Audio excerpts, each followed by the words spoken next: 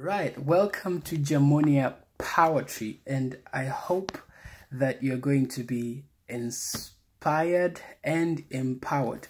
Now, today I'm just going to touch on the first topic for this week, and it's none other than my favorite field of study, my favorite topic, subject in the whole world, really, and it's none other than bios, logos, the study of life. Now, to be specific, my favorite subject is brain science, the study of the brain, because the brain is the most complex organ in the entire, well, we can say the most complex system in the entire universe, and that informs why I'm so captivated and so intrigued by the study of the brain. As you can see here, this is a book I received from my brother.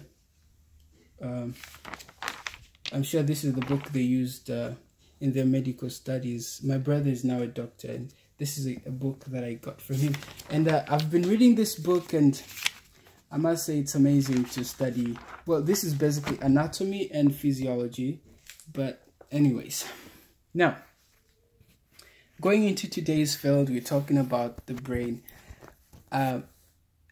So we just want to grasp one concept out of this field of study and see how we can internalize that and really practically use it in our daily lives. Because the thing is, I don't want to share information with you. I do not want to throw info at you. Google does that. What I'm here to do is to help you channel that information into something practical that you can use in your daily lives. And today we are dealing with the topic of neuroplasticity. Neuroplasticity, also known as brain plasticity. Now, that's not to say that your brain is plastic. No, that's not the case. Even though to a certain degree we can say that, because looking at the physical structure of the brain, it's so malleable, so delicate, semi-fluid, etc. But really what neuroplasticity or brain plasticity mean is the ability of the brain to change over time. And I stress that point, over time. The changing of the brain does not happen instantaneously. It takes time. Not just time, it takes time plus experience. Time plus experience. So how does this all work? How does it work? So basically, any experience you have had in your life, anything you have ever done, is actually recorded in your nervous system in form of neural pathways. So neural pathways would be basically physical threads that actually form in your brain. These are neural connections that form inside your brain. Of course, they are microscopic, but nonetheless, they do form. And these informs what your behavior is going to be. So your behavior is rooted inside your nervous system. And the beauty about neuroplasticity is that you can change that. You can change that by imitating or trying to have another experience and repeating it. And as you repeat it, you actually create other neural pathways. So anytime you do something, it's basically burnt inside your brain as a neural pathway. Just an aside on how the brain is actually amazing. So the brain is made of cells, and the cells of the brain are called neurons. And you have about 28 billion neurons in your brain, and each neuron acts like a self-contained computer. So it's like a microcomputer, and all these microcomputers in your brain are connected